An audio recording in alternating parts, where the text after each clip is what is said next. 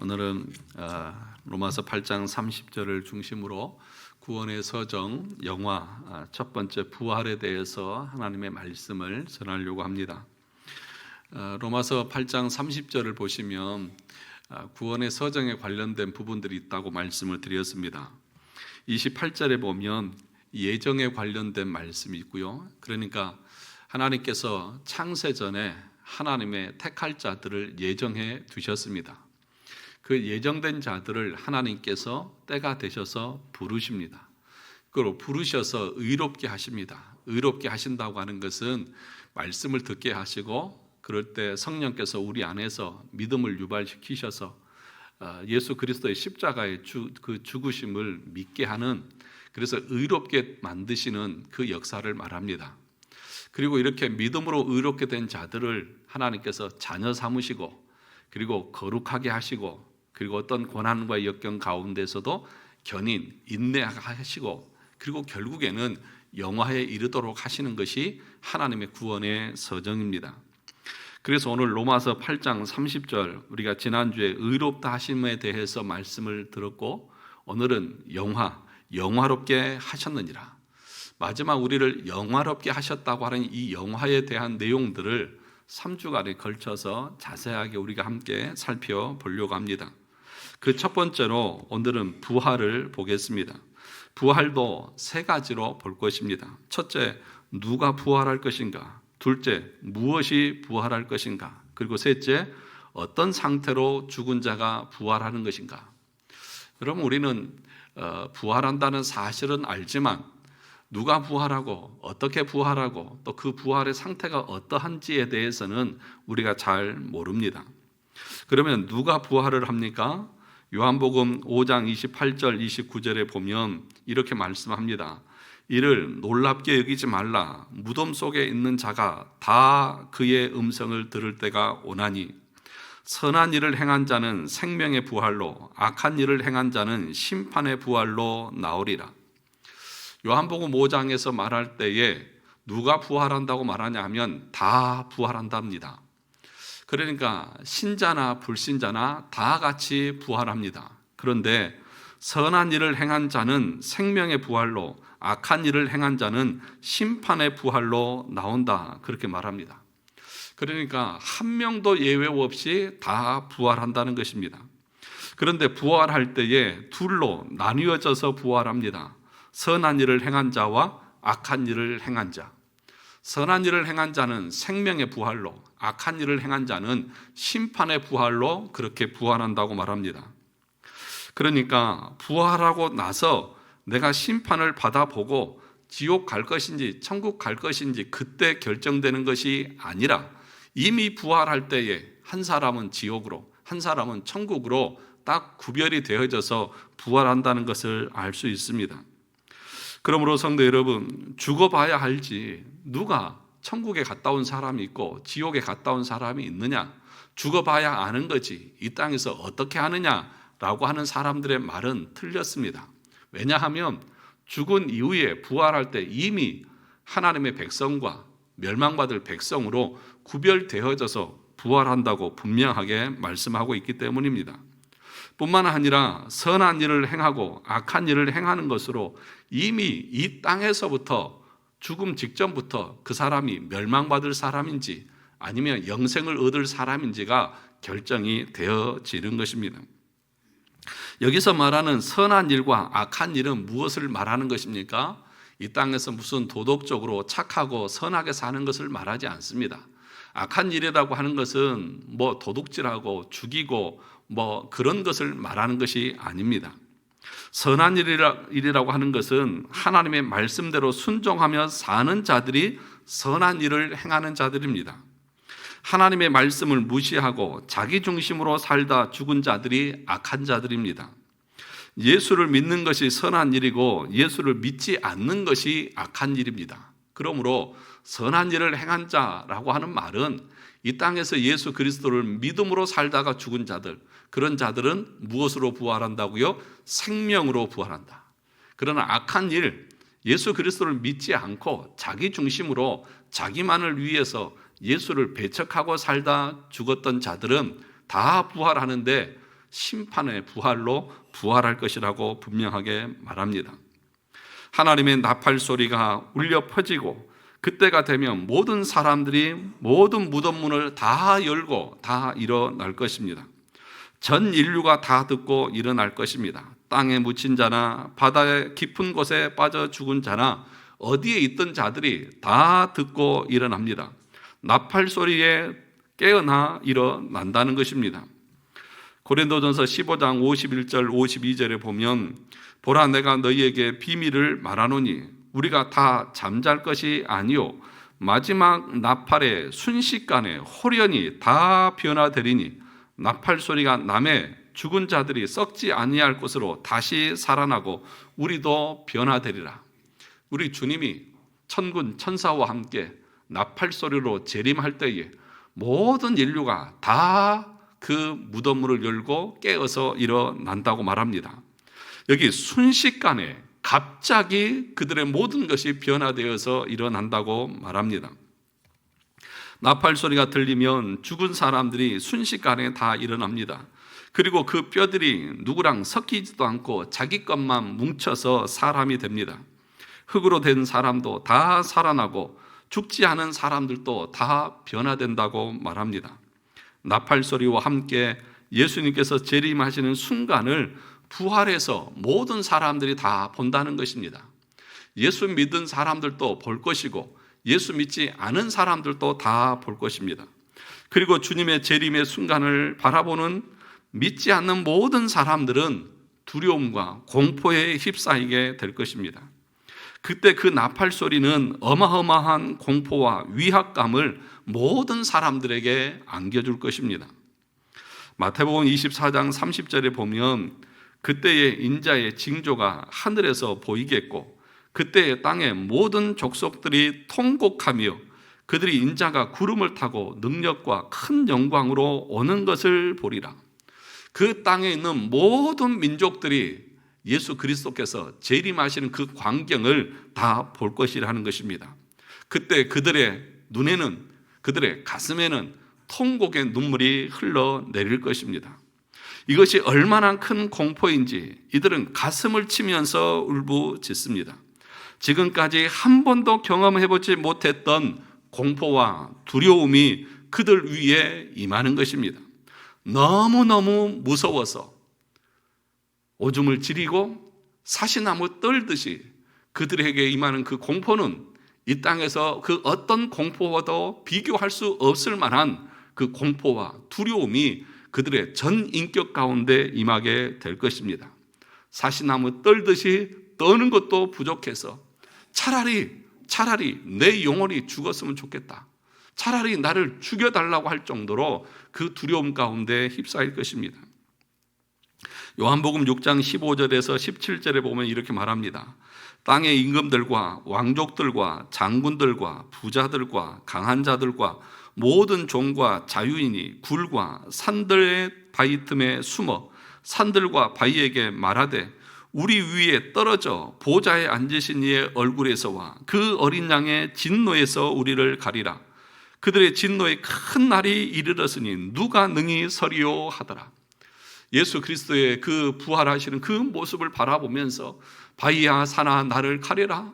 그 바위 틈에 숨어서 그 어린 양의 그 진노 가운데서 나를 가려달라고 애통하며 울부짖고 그 두려움 가운데 떨지만 그것에서 어느 누구도 제외시킬 수 없고 어느 누구도 가려주지 않고 그 모든 진노와 그 두려움들을 그 주님이 재림하실 때에 본인 스스로가 다 당하게 될 것입니다.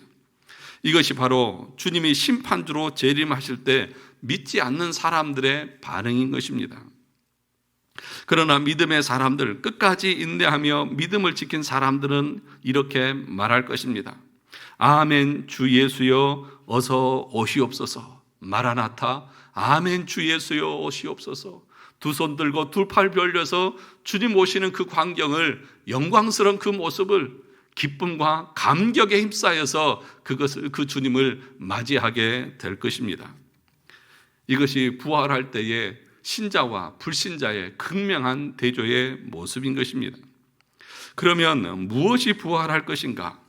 우리의 몸이 부활합니까? 우리의 영혼이 부활합니까? 아니면 우리의 영과 우리의 몸이 다 같이 부활을 하는 것입니까? 이것을 알려고 하면 우리 기독교에서 말하는 죽음이 무엇인지를 알아야 합니다. 성경은 죽음을 소멸로 보지 않습니다. 죽음을 분리로 봅니다. 어떤 사람이 영이 죽었다라고 하는 그 말은 그 사람과 하나님이 분리되어져 있다는 것을 말합니다. 창세기에 아담이 하와가 선악과를 먹을 때에 내가 정령 죽으리라고 했죠. 그럴 때 그 죽음이라고 하는 것은 하나님과의 교제가 단절되고 분리되는 것을 말합니다. 그러니까 그것을 먹고 난 뒤에 하나님이 찾아왔을 때에 아담아, 아담아, 내가 어디 있느냐 물을 때에 아담은 숲속에 숨어서 하나님 앞에 나아가지 못했습니다. 그것 자체가 죽음인 것입니다. 분리가 죽음인 것입니다. 영적으로 죽었다, 너희의 허물과 죄로 죽었다, 그 말은 우리의 영혼이 하나님과 단절되어져서 우리 스스로 하나님 앞에 나갈 수도 없고 하나님을 찾을 수도 없고 하나님을 위해서 무슨 선한 일을 계획할 수도 없는, 오로지 죄밖에 지을 수 없는 그 상태를 가리켜서 영적으로 죽었다라고 말하는 것입니다. 그러면 육신이 죽었다고 하는 말이 무엇입니까? 우리의 육체와 영혼이 분리되어지는 것을 가리켜서 육이 죽었다, 그렇게 말하는 것이죠. 그러니까 여러분, 결론부터 말하면 마지막 때 부활한다고 하는 것은 뭐만 부활하는 것입니까? 우리의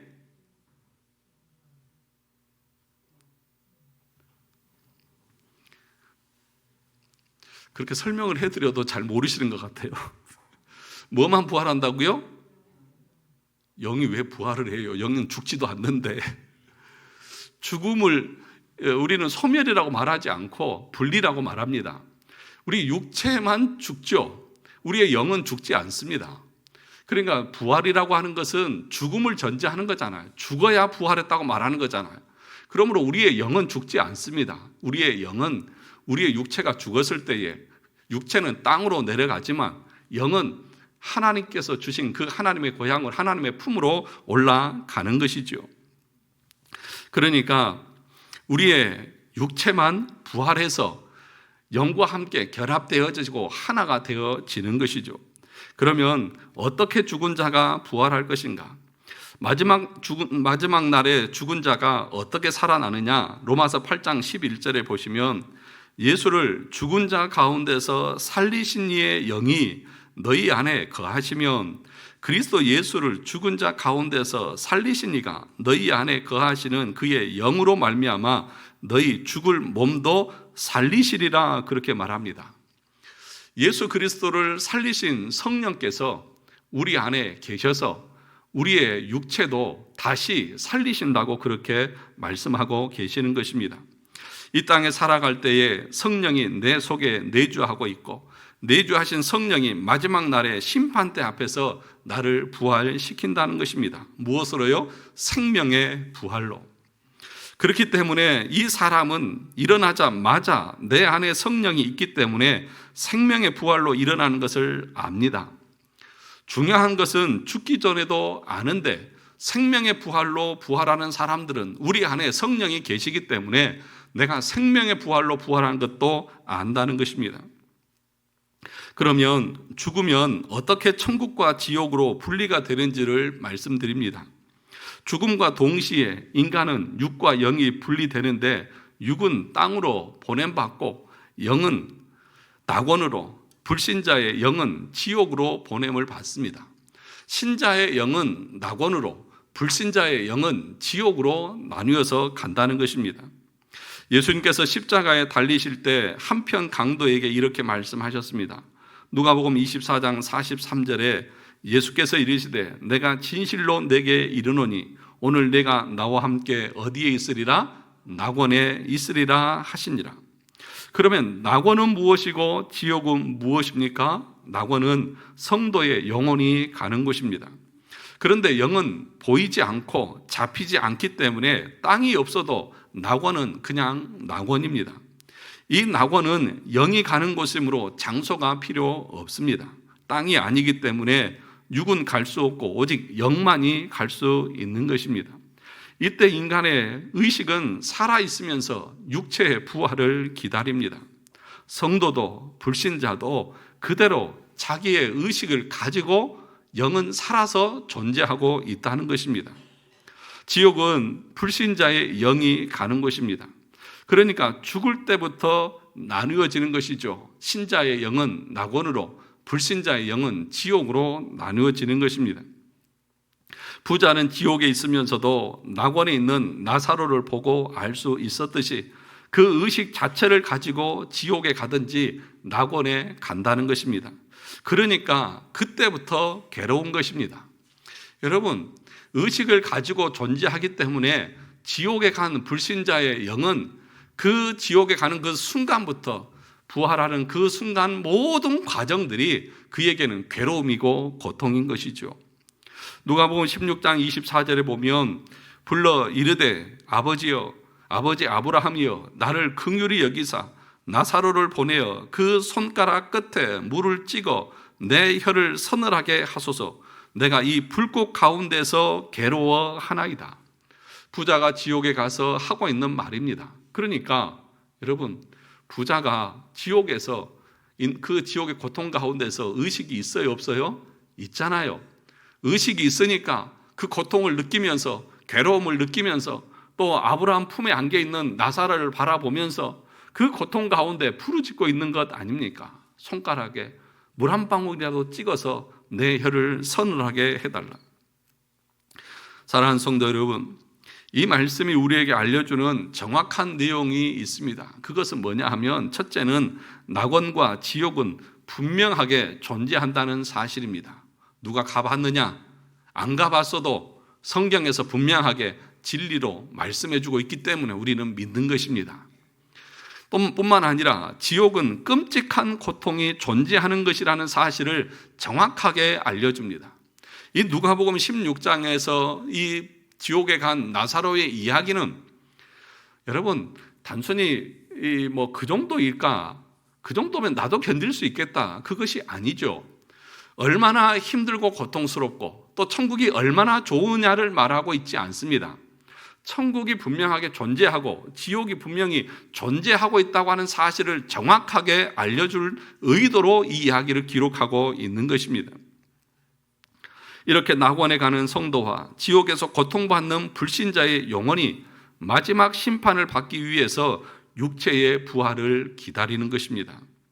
예수님이 재림하시면 이제 모든 육체가 살아납니다. 낙원에 있던 영이 무덤에 있던 시체와 만나서 그 부활함으로 천국을 이루는 것입니다. 여기서 천국이라고 하는 것은 낙원이 이 땅에 내려오는 것을 의미합니다. 그것을 성경에서는 새 하늘과 새 땅이 내려온다고 그렇게 말합니다. 그래서 우리가 살아갈 곳은 어디 먼 나라가 아니라 이 땅입니다. 이 땅을 새롭게 하시는, 그래서 함께 주님과 사는 그 나라로 만드시는 것입니다. 그러면 지옥은 어떤 곳입니까? 지옥은 불신자들이 가는 곳이 지옥입니다. 지옥은 불신자의 영혼이 가는 곳이 지옥입니다. 그 지옥에 있던 영혼들이 예수님이 재림하실 때에 부활한 육체에 들어갑니다. 그리고 마지막 심판을 받고 가는 곳이 어디냐 하면 불못입니다. 불못이 무엇입니까? 불바다입니다. 이것을 가리켜서 둘째 사망이다, 그렇게 말하는 것입니다. 그러니까 여러분, 이것을 헷갈리시면 안 됩니다. 재림하기 전에 우리의 영혼이 가는 곳이 어디라고요? 낙원이요. 불신자가 가는 곳이 어디라고요? 지옥이요. 그리고 재림과 함께 육체와 함께 우리의 영과 육이 하나가 되어져서 신자가 가는 곳이 새 하늘과 새 땅이고, 그리고 악한 불신자들이 가는 곳이 불못, 둘째 사망, 불의 바다에 던져지는 것입니다.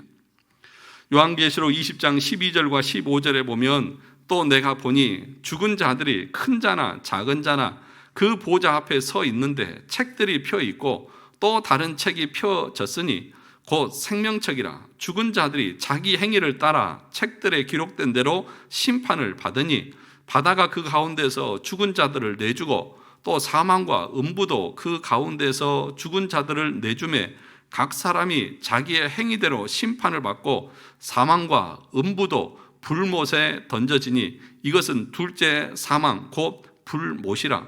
누구든지 생명책에 기록되지 못한 자는 불못에 던져지더라. 어디에 던져져요? 불못에 던져집니다. 요한계시록 21장 8절에서도 그러나 두려워하는 자들과 믿지 아니하는 자들과 흉악한 자들과 살인자들과 음행하는 자들과 점술가들과 우상 숭배자들과 거짓말하는 모든 자들은 불과 유황으로 타는 못에 던져지리니 이것이 둘째 사망이라. 여기서는 불과 유황으로 타는 그 연못에, 그 바다에 던져진다고 말합니다. 사랑하는 성도 여러분, 저와 여러분들은 이곳에 가지 않기를 주님의 이름으로 축원합니다. 이곳에 가지 않는 것이 진정한 복입니다. 사랑하는 성도 여러분, 하나님의 말씀, 구원에 대한 진리를 올바로 아는 자들이 이 길을 가는 것이고요. 이걸 모르는 사람들은 알 수도 없고 그래서 믿지도 않고 자기 소견에 옳은 대로 살다가 결국에는 둘째 사망에 처해져서 불못에 던져지는 비참한 삶이 될 것입니다. 그러면 우리가 부활할 때 누구를 만나느냐? 부활하게 되면 저와 여러분들이 함께 만나게 될 것입니다. 반가우시죠? 안 반가우세요? 부활하면 여러분 함께 우리가 신앙생활했던 우리 모두가 다 같이 만날 것입니다. 목사님, 장로님, 권사님, 집사님 오셨습니까? 반갑습니다 라고 기뻐할 것인데 아이고 내가 저 인간을 천국에 가서도 봐야 돼? 조심하셔야 됩니다. 네? 같이 만날 분들이에요. 같이 영원한 삶을 살 분들입니다. 한번 둘러보시죠. 어쩜 그렇게 이쁘게 생겼수, 어쩜 그렇게 잘생겼수 하면서 어쩜 그렇게 고우셔 하면서 한번 인사를 나눠보세요. 사랑하는 성도 여러분, 이게 믿음의 사람들의 그 생명의 부활로 부활한 사람들의 심령의 상태인 것입니다. 그러니 여러분 조심하셔야 됩니다. 내가 이 땅에 살면서 저 인간 꼴 보기 싫다, 그 사람은 지옥 갈 가능성이 아주 농후해요. 왜냐하면 지옥은 서로 원망하고 서로 미워하고 서로 갈등하는 곳이지만 천국은 서로 감사하고 칭찬하고 격려하고 고마워하는 것이 천국이기 때문에 그렇습니다. 그러니까 여러분들이 이 땅에 살 때에 사람들을 대할 때, 서로를 대할 때 어떻게 대하는가를 보면 저 사람이 천국 갈 사람인지 아닌지를 대충은 알 수 있어요. 그렇지 않습니까? 아니 이곳에서도 저렇게 싫은데 여러분 어떻게 천국을 가겠습니까? 사랑하는 성도 여러분, 우스개 이야기지만 저와 여러분들이 이 땅에서 정말 믿음으로 의롭게 되어지고 하나님의 백성으로 그 영화를 바라보면서 살아가는 사람들은 예수 그리스도께서 죽는 그 순간까지 끝까지 자기 제자들을 사랑하셨듯이 우리도 마지막 그 순간까지 서로를 사랑하고 서로에 대해서 감사하고 서로를 격려하고 칭찬하고 세워주는 그런 모습으로 우리의 모습이 계속해서 새로워져 갈 것입니다. 그런데 여러분, 우리가 나이가 많이 먹고 정말 인간적으로 생각할 때에 이제 우리가 주님 앞에 설 날이 얼마 남지도 않았는데 우리의 입에서, 우리의 마음에서, 우리의 생각에서 분노라든지 또는 미움이라든지 이런 것들이 계속해서 일어난다고 하면 우리 자신들을 돌아봐야 되지 않겠습니까? 마지막 그 순간에 갈 때까지 우리의 모습들이 그리스도를 향해서 날마다 거룩을 향해서 가야 하는데 말입니다. 그렇다고 하면 저와 여러분들이 만나는 사람들은 어떤 사람들입니까?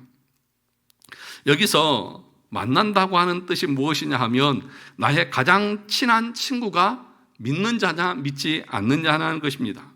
서로가 마음을 터놓고 고민을 상담하고 신뢰할 수 있는 사람들이 여러분들은 누구입니까?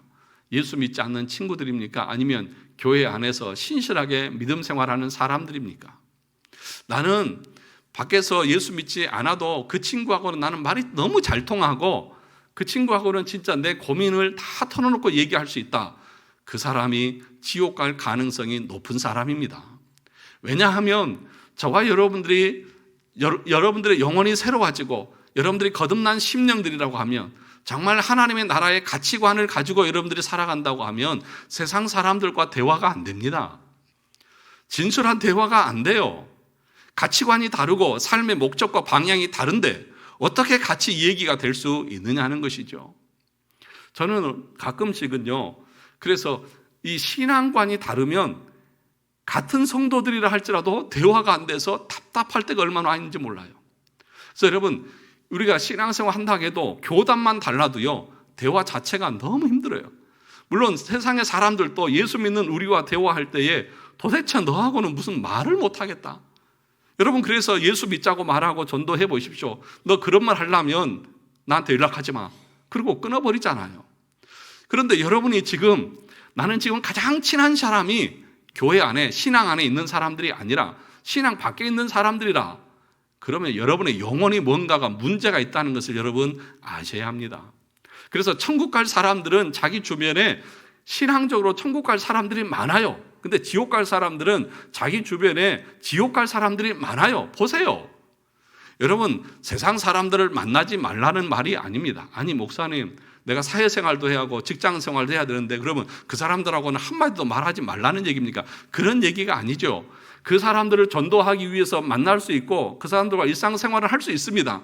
그런데 내 마음에 있는 고민과 갈등까지 그 사람하고 얘기해야 내가 이해가 되어지고 해결이 되어지고, 믿음에 있는 사람들하고는 아무 얘기도 없고 교류도 없고 자기 고민을 얘기도 하지 않고 도대체 통하지 않는다고 생각하면 누가 잘못된 것이고 무엇이 문제냐 하는 것입니다.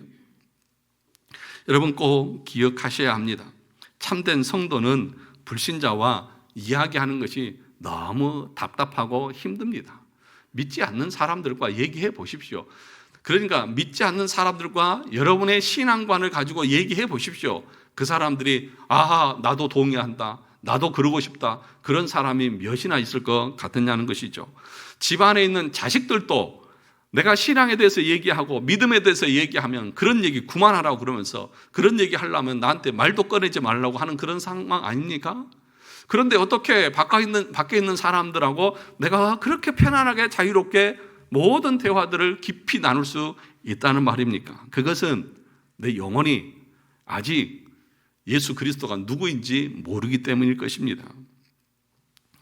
천국 갈 사람은 자신의 주변에 천국 갈 사람이 많을 것이고, 지옥 갈 사람은 자신의 주변에 지옥 갈 사람이 많이 있을 것입니다.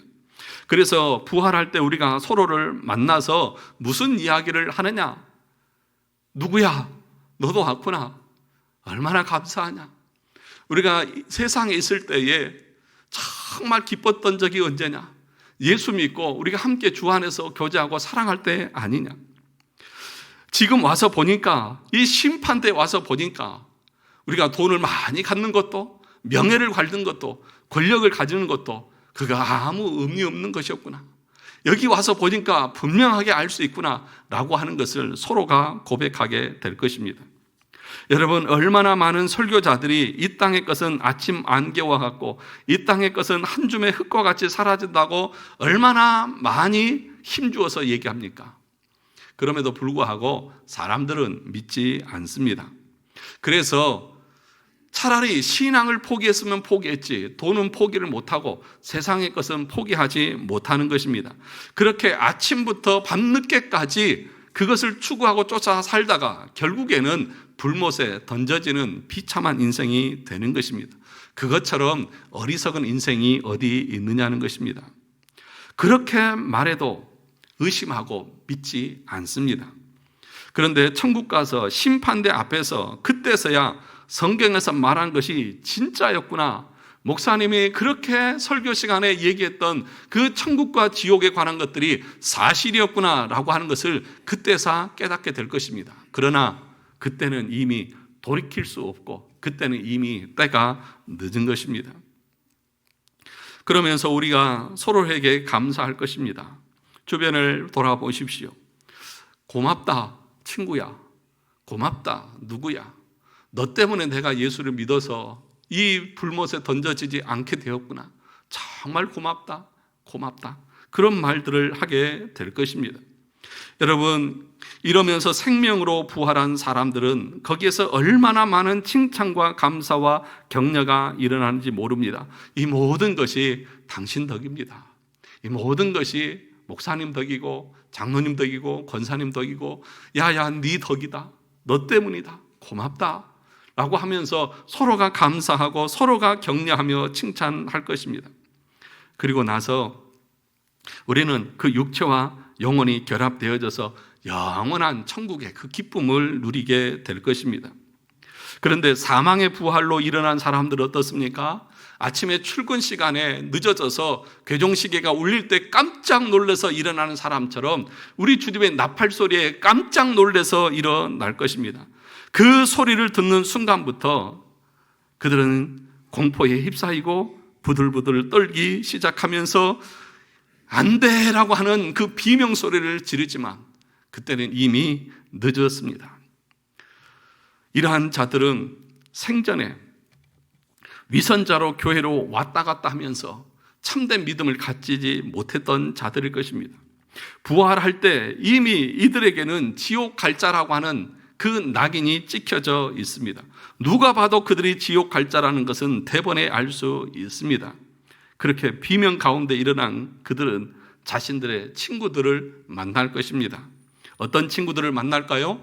생전에 예수를 믿지 않고 세상에서 쾌락과 기쁨과 즐거움과 세상의 향락을 즐기고 자신을 꼬드기고 그 악한 길로 데리고 갔던 그 악한 친구들을 만날 것입니다. 그러면서 그들을 향해서 원망할 것입니다. 이 주길로만 하면서 네가 너 때문에 내가 이 지경에 됐다. 나는 그래도 교회를 가려고 그랬는데 네가 그렇게 꼬드게 내서 주일날마다 나를 불러내고 꼬드게 내서 내가 결국에는 이 지경이 되었다. 이 주길로만 하면서 서로를 원망하고 서로에게 불평하고 저주를 쏟아낼 것입니다. 어떤 사람은 이 땅에 살 때도 입만 열면 남을 탐하고 원망했듯이 그 마지막 그 하나님 앞에서도 서로가 원망하고 저주하고 나갈 것입니다. 사랑하는 성도 여러분, 남 탓하고 항상 피해의식 가운데서 다른 사람을 저주하며 살아가는 사람은 이 땅에서부터 그런 삶을 삽니다. 그리고 그 삶이 영원히 죽음 이후에 부활할 때도 그들 가운데 나타날 것입니다. 천국은 감사가 넘치는 곳이지만 지옥은 원망과 증오가 가득한 곳입니다. 친구 탓하고 아내 탓하고 네가 나를 잘 섬겼으면 내가 더 열심히 했을 텐데 하면서 모두 다 다른 사람을 탓하는 거예요. 여러분 한번 보세요. 여러분 자신을 한번 돌아보세요. 뭔가 부족하고 뭔가 잘못되면 여러분들은 누구 탓을 합니까? 내 마음이 이러면 누구 탓입니까? 당신 때문에 그런 거 아니냐? 너 때문에 그런 거 아니야? 네가 조금만 잘했으면 나한테, 네가 조금만 나한테 더 했으면, 네가 그렇게만 하지 않았으면 하면서 늘 우리는 다른 사람을 탓합니다. 그것이 지옥의 모습인 것입니다. 사랑하는 성도 여러분, 누구 탓이에요? 내 탓이에요. 남 탓이 아니고 누구 탓이에요? 내 탓이에요. 내가 모든 것을 결정한 것입니다. 내가 모든 것을 결정한 거예요. 내가 결정했지 누가 나에게 결정을 강요하지 않았어요. 그러므로 남 탓하지 마세요. 모든 것은 내가 결정하는 거예요. 받아들일지 안 받아들일지도 내가 결정하는 거예요. 그렇지 않습니까? 그러니까 여러분들이 이 설교를 들을 때도 받아들일지 안 받아들일지는 누가 결정해요? 여러분이 결정하는 거예요. 제가 아무리 옳고 바른 설교를 해도 여러분들이 거절하면 안 되는 거예요. 저는 여러분들이 듣든지 아니 듣든지 성경에서 말하는 올바른 진리를 선포하려고 하는 것이고 그것에 대해서 여러분들이 받아들일지 안 받아들일지는 여러분의 결정에 달려 있는 것입니다. 천국에 갈 성도들은 자신을 탓하고 타인에 대해서는 감사합니다. 미안하다고 말하고 칭찬하고 격려가 넘쳐납니다. 그러나 지옥에 갈 사람들은 온갖 것들을 다 남의 탓, 비난과 또 분노와 싸움, 이 모든 것을 하는 사람들이 지옥에서 부활할 사람들입니다.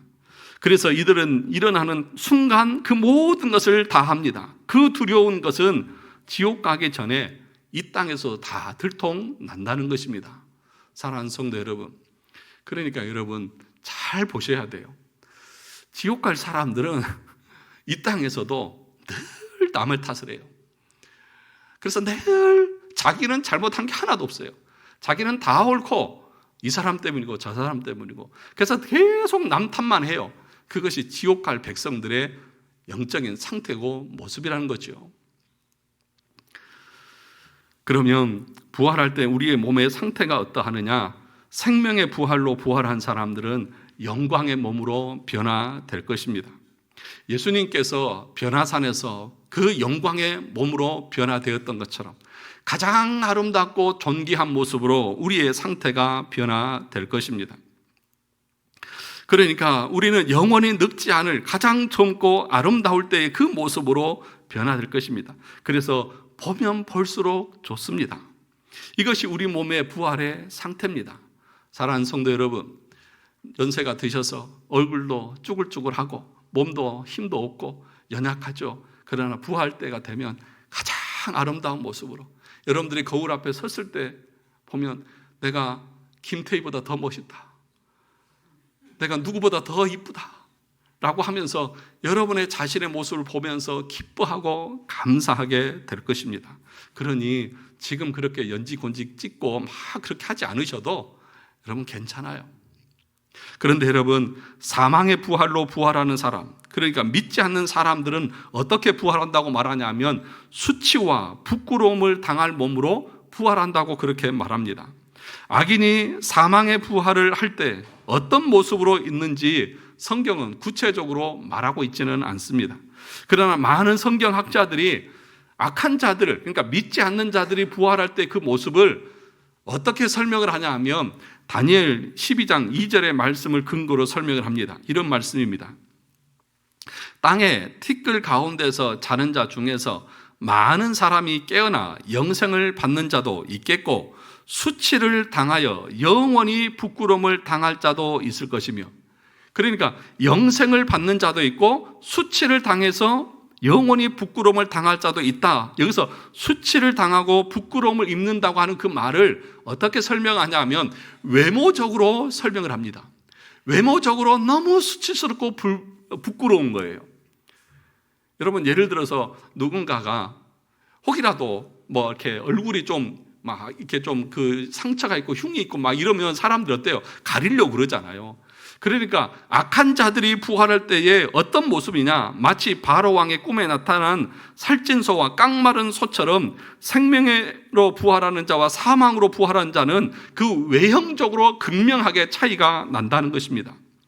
사망에 부활하는 자들은 외형이 징그럽고 이상할 수밖에 없는 이유는 아마도 그들이 죽을 때 모습을 가지고 부활하기 때문에 그럴 것이라고 신학자들은 유추합니다. 물에 빠져 죽은 사람은 온몸이 물에 부른 상태로, 높은 데서 떨어져 죽은 사람은 온몸이 산산조각이 난 형태로 부활하게 될 것이라는 것입니다. 얼마나 끔찍한 모습입니까? 그러니까 여러분, 그런 외형적으로 끔찍한 모습을 서로 바라보면서 뭐 할까요? 아, 이쁘다 그럴까요? 비명을 지르는 거죠. 아주 흉측한 모습을 바라보면서 비명을 지르고 원망과 불평을 하는 것입니다. 사랑하는 성도 여러분, 아무리 사랑하는 사람도 죽은 사람과 일주일 이상 지낼 수가 없습니다. 무서워서 못 삽니다. 그런데 악인들은 죽은 모습으로 벌떡 일어납니다. 흉측한 모습으로 서로를 바라봅니다. 그리고 영원히 같이 삽니다. 그래서 서로를 바라보면서 비명을 지르고 무서워서 서로 분노하고 서로 치를 떨면서 괴로워하면서 영원히 사는 것이 악한 자들의 부활의 모습이다. 얼마나 불행하고 얼마나 고통스럽고 얼마나 비참하고 얼마나 처참한 모습입니까? 사랑하는 성도 여러분, 이런데도 우리가 예수를 안 믿습니까? 이 사실을 알고도 믿지 않는다고요? 예정되지 않는 자는 아무리 제가 이렇게 자세하게 설명을 드려서 예수를 믿으라고 해도 안 믿습니다. 그리고 후회할 것입니다. 생전에 충분히 복음을 들을 기회가 있었음에도 마치 에서가 팥죽 한 그릇에 장자권을 팔아 넘기듯이 복음을 하찮게 여기는 사람들은 그 마지막 때에 비참하고 처참한 상태로 불못에 던져질 것입니다. 사랑하는 성도 여러분, 오늘 어버이 주일인데 이런 설교를 드려서 죄송합니다.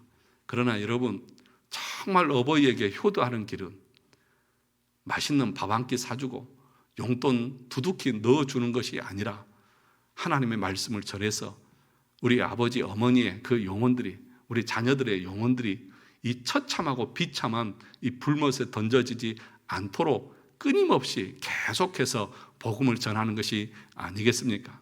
저와 여러분들의 믿음과 신앙도 대충 설렁설렁 그렇게 하는 것이 아니라 정말 이 사실을 분명하게 믿는다고 하면 분명하고 확실하고 철저하게 신앙생활을 해야 되는 것이 맞는 것 아니겠습니까? 사랑하는 성도 여러분, 부활이 있습니다. 우리 주님 재림할 때에 우리 모두는 다 부활할 것입니다.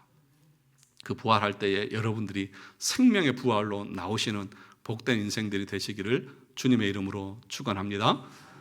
다음 주에는 대심판에 대해서 말씀을 전하겠습니다. 기도하겠습니다.